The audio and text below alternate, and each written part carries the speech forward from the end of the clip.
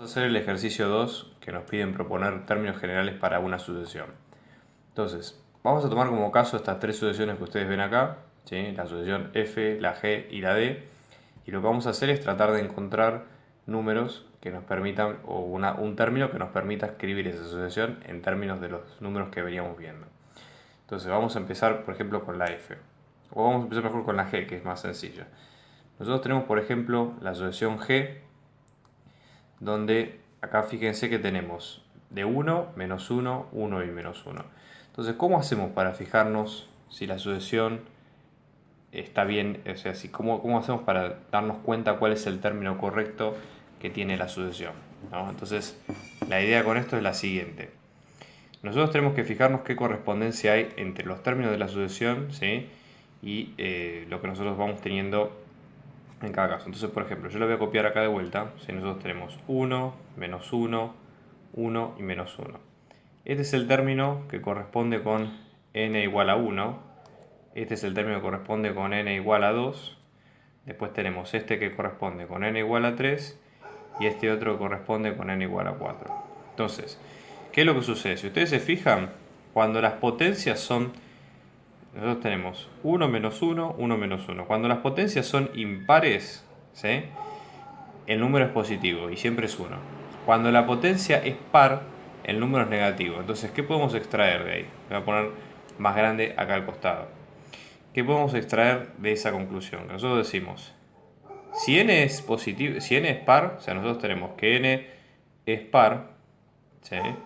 Vamos a tener que el resultado va a ser un menos 1, ¿sí? Y si nosotros tenemos que n es impar, vamos a tener que el resultado va a ser un 1. Entonces, ¿qué nexo hay entre esto? Un truco que tenemos es que para varias sucesiones cuando cambian de signo tienen este menos 1 puesto ahí. Entonces, ¿cómo hacemos nosotros para expresarlo? Nosotros decimos, si menos 1 a la n, piensen en este término que va a aparecer mucho en otras funciones. Menos 1 a la n siempre va a ser, si n es par, ¿sí? O sea, va a ser 2, 4, lo que sea, esto va a ser positivo, o sea, va a ser más 1. Si n es impar, ¿qué es lo que va a pasar? Va a ser un número negativo, o sea, vamos a tener un menos 1. Entonces, al tener nosotros un menos 1, en este caso hay que darlo vuelta, ¿sí? Entonces, en este caso, una de las formas de hacerlo sería hacer así. Menos 1 por n más 1. Entonces, ¿qué va a pasar? Supónganse, vamos a probar esto y probemos con distintos n's. Entonces yo tengo, por ejemplo, n1, n2, n3, acá me va a quedar n1, me queda menos 1 al cuadrado, 1. Con 2, menos 1 por 2 más 1, 3, que va a ser menos 1. Y acá tenemos menos 1 por 3 más 1, ¿sí? Y acá vamos a tener menos 1 a 4, 1 positivo. Entonces ya con esto encontramos una manera de poder determinar la serie. Entonces finalmente tenemos... Acá nos va a quedar a sub n, nos va a quedar menos 1 a la n más 1. Y este es uno de los términos que podemos usar para la sucesión g que está acá. ¿Ok? Muy bien. Sigamos adelante con el resto de las sucesiones, ¿sí? ¿Qué pasa cuando yo, por ejemplo, tengo la sucesión, ¿sí? La d, que hemos dicho que era un medio, menos un cuarto, un octavo, ¿sí? Y después tenemos menos un 16avo. De vuelta, tenemos que hacer la correspondencia entre cada término en la sucesión y los términos con n. Entonces, por ejemplo, lo vamos viendo de esta manera. Yo tengo, este va a ser para n igual a 1. Después tenemos esto que va a ser para n igual a 2. Este otro que va a ser para n igual a 3 y este otro que va a ser para n igual a 4. Nosotros tenemos que mirar esto, ya les digo, a grosso modo, ¿sí? O sea, tratando de encontrar algún patrón de lo que nosotros ya conocemos. Fíjense, estos números son bastante parecidos a las potencias de 2, ¿ok? Porque observen qué pasa. Si yo hago 2 al cuadrado me da 4. 2 a la 1 me da 2. 2 al cubo, ¿sí? Me da 2 por 2, 4 por 2, 8. Y después tenemos 2 a la cuarta, que nos va a dar 16, ¿sí? Entonces, acá fíjense que corresponde exactamente con los términos que tenemos. 1 con 2, perfecto con 2, 2 con 4, 3 con 8 y 4 con 6. Entonces, un 2 a la n hay metido acá adentro, ¿okay? Hay un 2 a la n en alguna parte, en la parte del denominador. ¿Y qué es lo que sucede? Abajo tenemos, arriba en el numerador tenemos un 1. Entonces el 1, lo que sucede es que si ustedes ven va cambiando de signo, ¿sí? En el primero es positivo, en el segundo es negativo, en el tercero es positivo y en el cuarto es negativo. Entonces nosotros sabemos que cuando n es par, ¿sí? Nosotros vamos a tener un menos 1 en el numerador. Y cuando n es impar, vamos a tener un 1. Entonces, ¿qué sucede? Sigue la misma lógica o una lógica parecida a lo que veníamos viendo anteriormente. O sea, nosotros sabemos que menos 1 a la n, ¿sí? A la n simplemente va a ser, vamos a tener 1 si n es par, y vamos a tener menos 1 si n es impar. Entonces, acá hay que dar vuelta a esto, ¿sí? Hay que dar vuelta a este resultado. Es decir, bueno, ahora quiero que me dé 1 cuando sea impar y menos 1 cuando sea par. Entonces, ¿qué es lo que hago? Le sumo 1 al n que está acá arriba. Entonces nos va a quedar menos 1 por n más 1. Entonces, lo mismo que decir menos 1, ¿sí? Por 1 a la n, por menos 1 a la n. Entonces, una de las formas que podemos buscar para juntar estos dos términos va a ser que el término de la sucesión va a tener, arriba va a tener lo que acabamos de poner acá, ¿sí? Y abajo va a tener este 2 sub n en el numerador. Entonces nos va a quedar menos 1, ¿sí? Por menos 1 a la n sobre 2 a la n. Y otra forma de decir esto es juntar estos dos términos y nos va a quedar menos 1 por menos 1 medio todo a la n. Y ahí con eso terminamos de ver el ejemplo. ¿Ok? Muy bien. Vamos a hacer el último. Este es el más complejo de todos, ¿sí? Acá nos piden, en esta sucesión nos piden hacerlo de la siguiente manera, observen. Nosotros vamos a tener los términos 0, 1 medio, 1 tercio, ¿sí?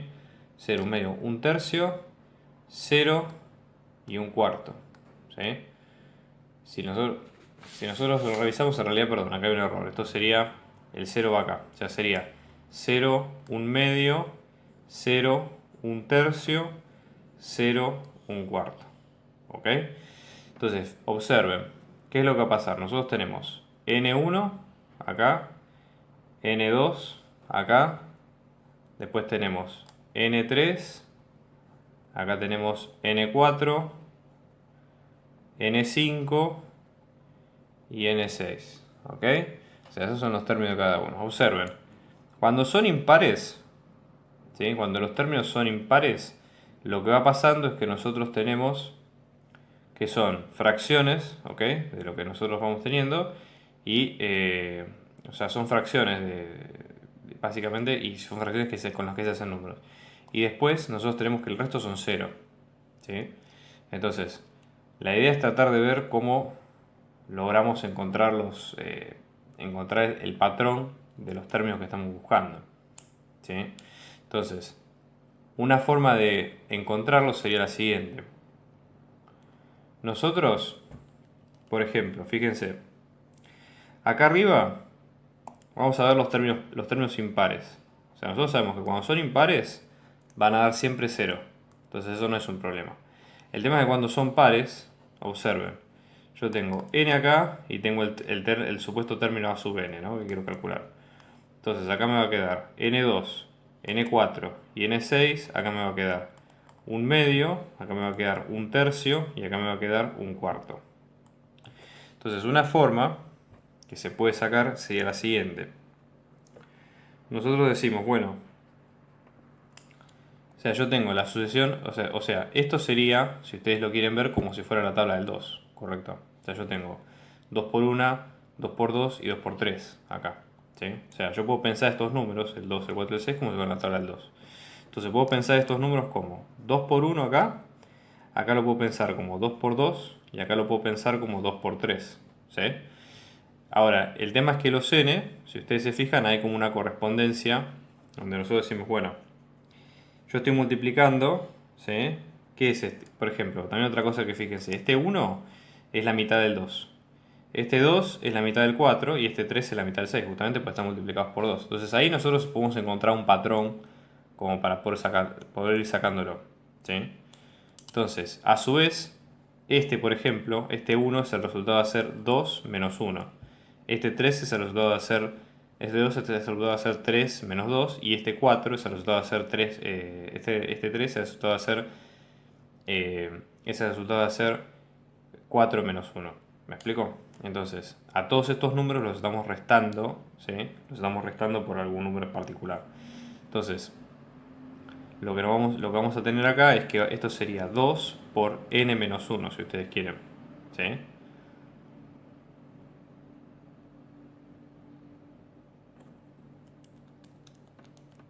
¿Ok? Entonces, pero ojo, perdón, acá tenemos un error porque hay un problema. Nosotros también tenemos 1, 2, 3 y acá nosotros le sumamos 1. Ahí está, es de vuelta la lógica. Entonces, esto, ¿sí? O sea, nosotros decimos, estos números son n dividido 2. Estos números que están acá son n dividido 2. Y acá lo que nosotros hacemos es sumarle 1 a esos números. ¿Sí? Porque ustedes fíjense, si yo pongo acá n sobre 2, esto me queda 1, 2 y 3. Y acá estoy sumando, a cada uno estoy sumando 1 los denominadores. Entonces pues me va a quedar 1 tentativamente sobre n sobre 2. ¿Sí? Sobre n sobre 2 y acá a esto n sobre 2 le sumo 1. ¿Okay? Si hacemos la cuenta nos va a quedar 1 sobre, con el denominador correcto, nos queda n más 2 sobre 2 y este 2 va arriba y nos va a quedar 2 sobre n más 2. Pero ¿qué pasa? Nosotros tenemos el problema de los impares acá. O sea, ¿qué pasa con los ceros? Entonces, 2 lo podemos pensar, si ustedes quieren, podemos pensarlo como si fuera una suma de un 1 más un menos 1 a la n. Donde, ¿qué sucede? Cuando es par, este menos 1, este menos 1 que está acá se hace... este menos 1 que está acá se hace par. Entonces esta suma va a quedar 1 más 1, 2, ¿ok? Y cumple con esto. Entonces, el término semifabricado sería 1 más menos 1 a la n sobre n más 2. Entonces observen, cuando es impar nos va a quedar 1, ¿sí? Más menos 1 a la 1, o sea, queda 0, ¿sí? Y esto queda 0. Cuando va 3 queda 1 más menos 1 a la 3, es menos 1, queda 0. ¿Se entiende? Entonces, siempre que sean términos impares va a quedar esa sumatoria expuesta. Y después lo mismo pasa con los otros signos, ¿sí? Si yo tengo, por ejemplo, con esto ya terminamos la serie. Como siempre les recomiendo mis libros para el curso de ingreso, el de precálculo de Stuart y después el álgebra, trigonometría y geometría analítica de Denis Hill y Jacqueline Dewar.